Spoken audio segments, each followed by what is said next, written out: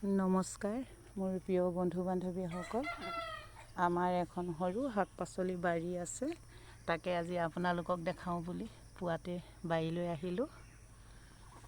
এয়া ৰঙালাও লাগি আছে আৰু এইফালে বেঙেনা দুই এটা লাগি আছে আৰু এয়া হ'ল কোমোৰা।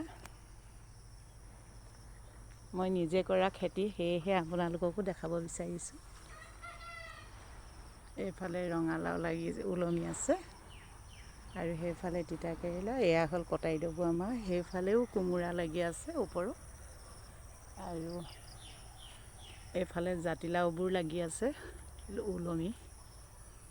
চাওকচোন কেনেকৈ জাতিলাওবোৰ লাগিছে। অৱশ্যে কেইবাটাও চিঙা হ'ল দেই আগতীয়াকৈ। এইফালেও লাগি আছে। চিঙাৰ আগতে বোলো আপোনালোকক এবাৰ দেখাওঁ, সেয়েহে দেখাবলৈ চেষ্টা কৰিছোঁ।